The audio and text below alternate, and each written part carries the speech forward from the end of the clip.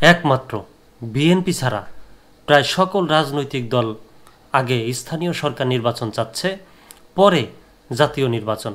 তো কালবেলার একটা খবর, আসিফ মাহমুদ, উপদেষ্টা আসিফ মাহমুদ বলেছেন স্থানীয় নির্বাচন আগে হওয়া উচিত। বিস্তারিত পড়ি।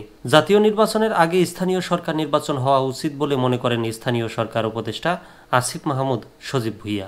মঙ্গলবার 18 ফেব্রুয়ারি ওসমানী স্মৃতি মিলনায়তনে জেলা প্রশাসক সম্মেলনের শেষ দিনের বৈঠক শেষে সাংবাদিকদের কথা বলেন আসিফ মাহমুদ। তিনি বলেন, জাতীয় নির্বাচনের আগে স্থানীয় সরকার প্রতিনিধিদের নির্বাচন শেষ হওয়া দরকার বলে আমি ব্যক্তিগতভাবে মনে করছি।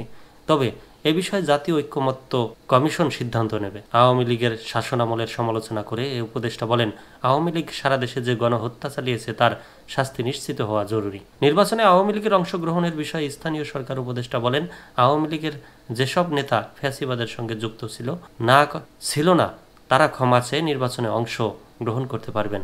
এদিকে জেলা প্রশাসক সম্মেলন শেষে ব্রিফিংয়ের স্বরাষ্ট্র উপদেষ্টা বলেন, আমাদের দেশের সবচেয়ে বড় সমস্যা হলো দুর্নীতি। এটিকে সমূলে বিনষ্ট করতে না পারলে দেশের কাঙ্ক্ষিত অগ্রগতি হবে না।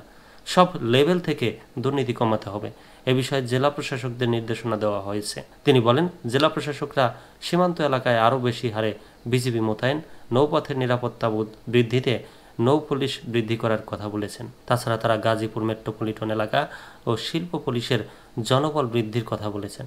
আমরা বিষয়সমূহ অত্যন্ত গুরুত্বের সঙ্গে দেখছি ও বিবেচনার আশ্বাস দিয়েছি। স্বরাষ্ট্র উপদেষ্টা বলেন, আইন শৃঙ্খলা পরিস্থিতি সন্তোষজনক, কিন্তু এটাকে আরও উন্নতির অবকাশ রয়েছে।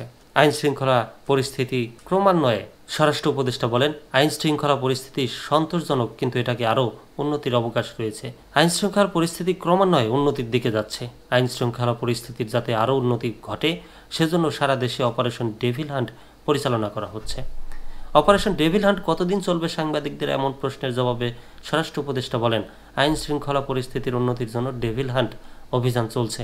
যতদিন ডেভিল হান্ট থাকবে ততদিন এই অভিযান চলবে। পুলিশের হাতে মরণাস্ত্র না দেওয়া এবং এসপি ও ওসিদের এসিআর লেখার প্রস্তাব করেছিলেন ডিসিরা। এ বিষয়ে কী সিদ্ধান্ত হয়েছে তা জানতে চান একজন সাংবাদিক।